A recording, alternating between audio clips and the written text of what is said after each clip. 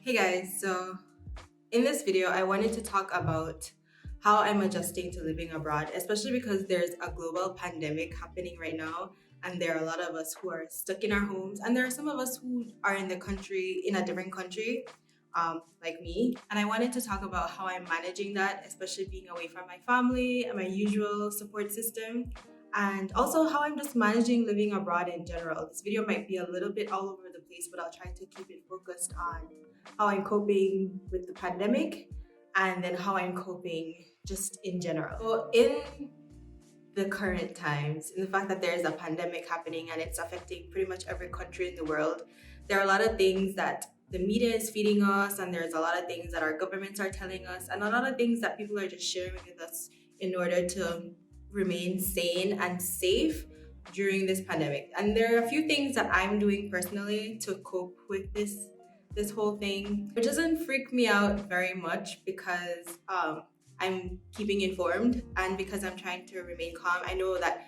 for a lot of persons, there are valid fears and anxieties that come with the pandemic that's happening. So if you see me looking this way, it's because I have a few notes that I wrote down that I wanted to touch on in this video.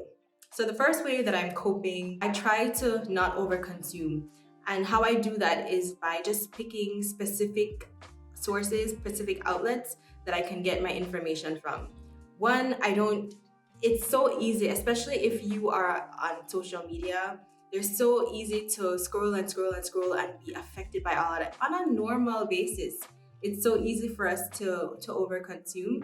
And especially now, I feel like that's completely heightened. And in order for me to keep my own sanity, to not freak out, to remain calm and still be informed, I try not to overconsume. And then the second way is by being specific about how I consume what I do take in. So for instance, I will only trust information that comes directly from the World Health Organization site. And they've been so legendary when it comes to how they're disseminating information. They even have a WhatsApp outlet number that you can text if you have information, and I'll just put that right here.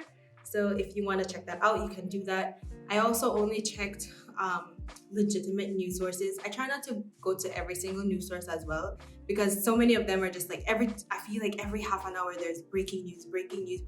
That can have a negative impact on how you're feeling, as well as your anxieties and your fears surrounding the pandemic.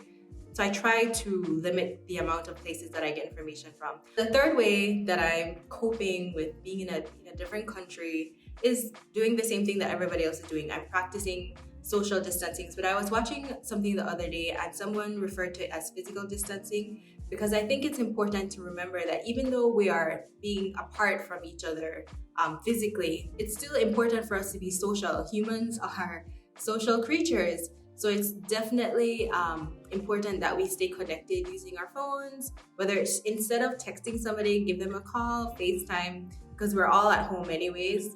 Especially those of us who are working from home, sometimes you can get a little bit stir crazy. So while I am practicing physical distancing, I'm trying not to be antisocial. I'm still keeping in touch with people in my life, my family, my friends, my co-workers, the people at my church, everybody. So that's the three main ways that I'm managing being in another country while the pandemic is happening.